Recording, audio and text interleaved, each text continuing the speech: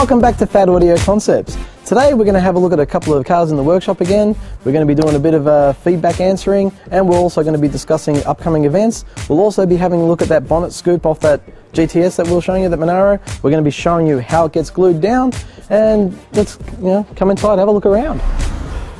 The Maserati, aka Project A. We're now in the middle of grafting the front bar on. We've got to make some custom-made bar iron supports because we're putting the original Maserati bar iron back on. But in order to support that to the bumper bar, we need to support it to the body. So we're going to get some brackets made up. They're all going to be laser cut. By the time these things are finished, you'd think Maserati made them. Now we also have the XY. It's basically a guy's chosen his colour now. So next episode, you'll see this thing in some base colour.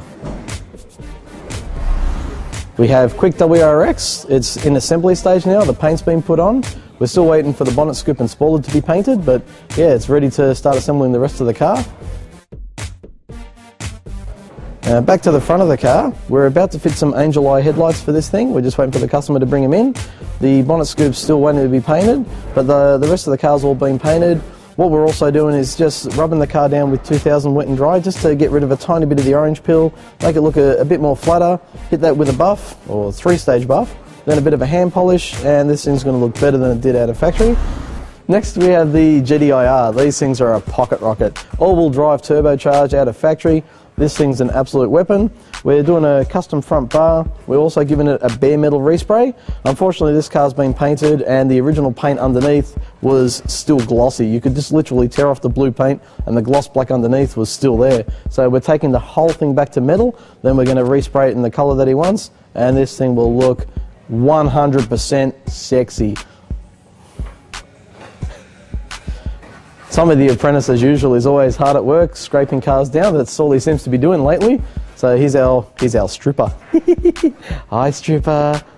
Okay, if we make our way to here, we'll pop the bonnet on this thing. Now this thing's had a very big front mount intercooler fitted to it. Unfortunately, the piping work's getting in the way of the factory battery. So what we've got here is an Optima slimline battery, ideal for when you're running intercoolers, that it allows a pipe to run through. The battery's a lot slimmer, and this has as much power as one of those bigger batteries. So Optima batteries are absolutely awesome, especially for an audio side of things as well. They have a lot of reserve capacity, heaps of cold cranking power, fantastic.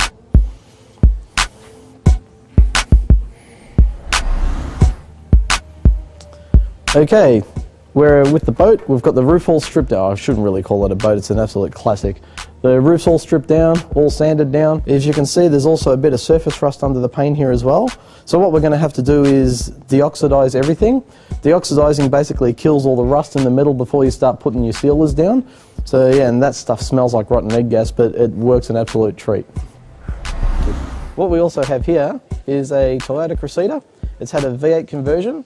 When they've fitted the Lexus V8, the motor sat a bit higher than it needed to, and it was hitting the bonnet. We wanted to put something on there without having a hole in the bonnet, so we've grabbed the BA GT bonnet scoop, which we get from one of our fiberglass suppliers who makes a lot of the molds for us. We then cross-bonded it onto the bonnet. As you can see, it's a seamless fitting, which has then been airbrushed. With this V8 conversion, he used to have a 6-cylinder, it needed a bigger radiator, and he's gone down to see Rod down at Race Radiators up in Dandenong. Race radiators make the best aluminium radiators you can come across. I fitted one in my drag car about 12 years ago, and it's still working to this day. He is an absolute god with alloy radiators, intercoolers, anything you need to alloy, see Race Radiators. He is a legend. If you look carefully underneath, there are no joins whatsoever. This thing looks like it was put there from Toyota. So basically making it a show car, even though it's going to be a daily driver. It's just the way we do work, it has to be 100%, so we're happy with it, the customer's happy with it, and anyone he shows, if they pop the bonnet, they're going to say, wow, who fitted that, because that's been done really neat. That was us. Pack, baby, pack. But in the meantime, this has been a 2-year project in the making. It's had a V8 conversion, Lamborghini motorised front doors, full custom airbrushing, door handles shaved, it's had the whole works, full in-car computer. It's one of those cars where you just would not expect it. So this is a bit of a mind-blowing modified car. And yeah, we're finally at the assembly stage. The carpet's gone in. We're just ready to put this thing together now.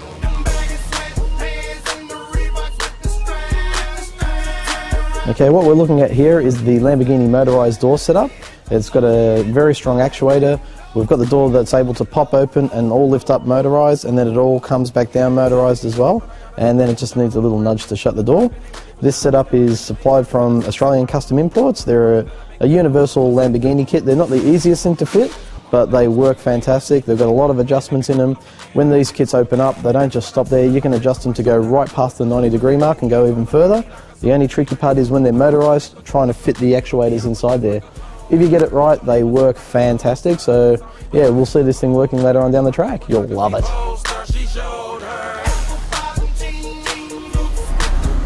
Okay, next up we have an MG convertible, 1970 model. This thing's been in the build for about 14 years. His father owned it from new. He's now taken over the project. We're putting a massive audio system into this. The restoration work on this car is absolutely amazing. The detail under the car is just as good as on top. We've fitted a humongous audio system to it. It's all been installed just as a dummy assembly, if you will, because it does take dummies to assemble it. And then we take over and fine-tune it.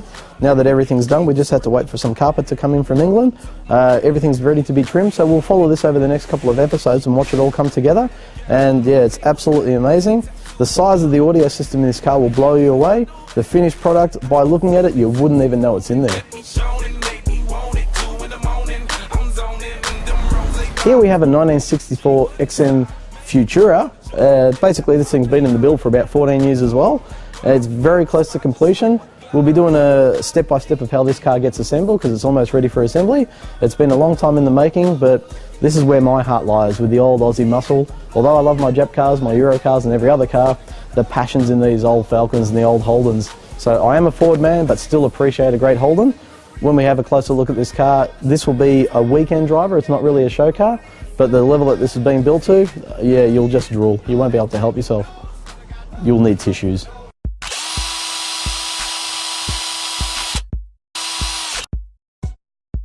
Here we have the bonnet scoop that we were showing you last week. It's about to be grafted on. We're going to show you how this is actually done live, not by dead people, but by live people. What we've had to do is also cut a few notches into the front of it because the bonnet scoop wasn't folding over properly. We cut these lines in it, that way we could fold the front of it down to follow the shape of the bonnet, re-glass the inside of it so it holds it all together.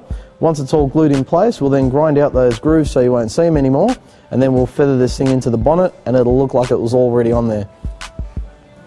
Last week we showed you this Monaro bonnet. All we had to do was grind back some paint so we had some bare metal exposed.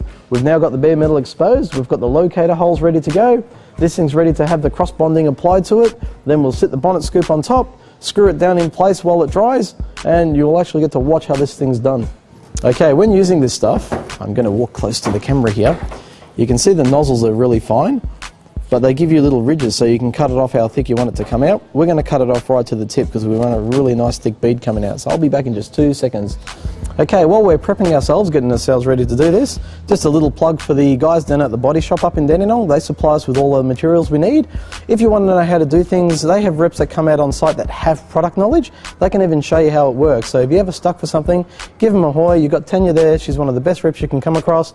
Even Louise, the delivery girl, she even knows her stuff. So they're pretty well trained up there, and they have everything you need to do for any type of body work, even custom audio work. You know, all your bogs, your fiberglass, your plastic bogs, your plastic welding, they've got everything there. So give them a hoy, see if there's something they can help you with. Okay, first process is to make sure you bleed these things because they don't always come out. It's a part A and part B mix. They don't always come out at the same time. So we give it a quick bleed, make sure it's coming out at the same time, then we're ready to go. If I can just get it open. I got it open. Now, if this was a hospital, I'd be lucky enough to have some really gorgeous nurse hand me a glove, but I've got to put this glove on myself. And don't forget the rubber glove, because if it's not on, it's not on. What we're doing here is just running a thin bead around the whole bonnet, then we're going to smear it to make sure we cover all the bare metal, so that way there's no bare metal exposed and it's all sealed again, just in case once the bonnet scoops on we can't get to the inside of it.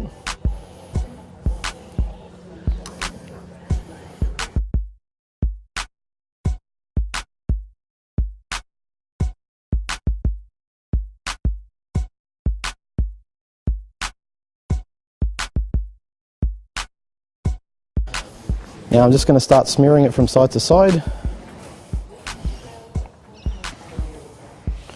What we're doing here is just making sure we cover all the bare metal.